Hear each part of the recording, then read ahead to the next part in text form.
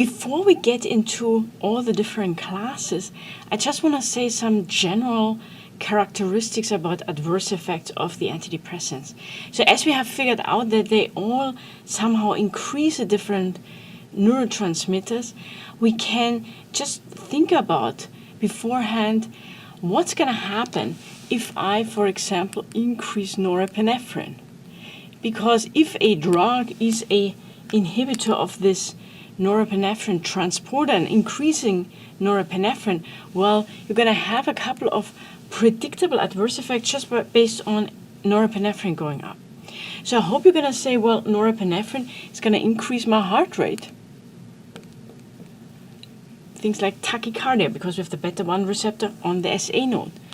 It's going to increase my blood pressure. It may make the patient more agitated. I mean, fight and flight, increased norepinephrine. And because a patient is more agitated, we can also say, well, that could lead to insomnia, which you could see in some of the drugs that increase norepinephrine. What's going to happen when you increase serotonin? Well, there are a couple of things that you should know about.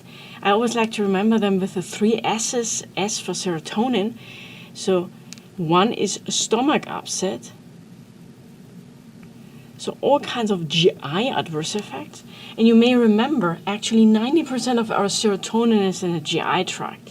So it's going to increase motility, so we may get diarrhea, some pain, some cramping, stomach upset, very typically when you increase serotonin, and a typical adverse effect for drugs that increase serotonin like the SSRIs. Usually it gets better over 2 or 3 weeks. Another S, so 3 S's here for the serotonin, is sexual dysfunction. That's also a very common adverse effect if you increase serotonin. Sexual dysfunction includes anything from anorgasmia to delayed ejaculation, and this is due to too much stimulation of a specific serotonin receptor, the 5-HT2A receptor. Another S stands for serotonin syndrome. Something you may have heard about.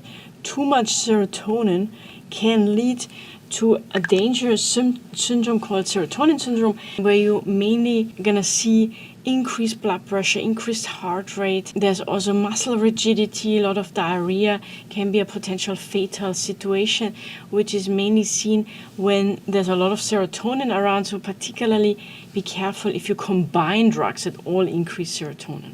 So these are things that you should generally know about increasing serotonin, the 3 S's. And there's one other that you could also remember.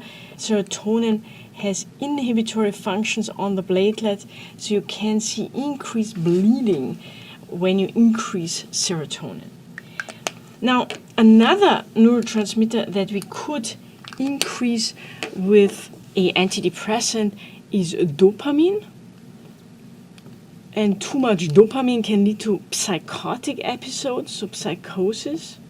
We know that. We use dopamine antagonists as a major drug to treat schizophrenia. And then also increased risk of seizures is also something when you have too much dopamine, of seizures. And then you're going to see that these antidepressants, some of them are not super clean, they do other stuff. So we're also going to learn some of the antidepressants block muscarinic receptors, muscarinic acetylcholine receptors. So we're going to get all kinds of anti-muscarinic effects, dry mouth, constipation, urinary retention, blurred vision. Some of them block the alpha-1 receptor, so we could get hypotension, orthostatic hypotension.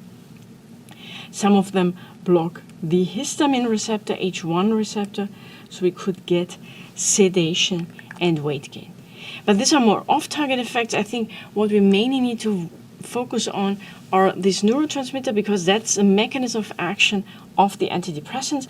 And if we know what the different neurotransmitters have as an adverse effect, we can also apply this to the different drug classes of antidepressants.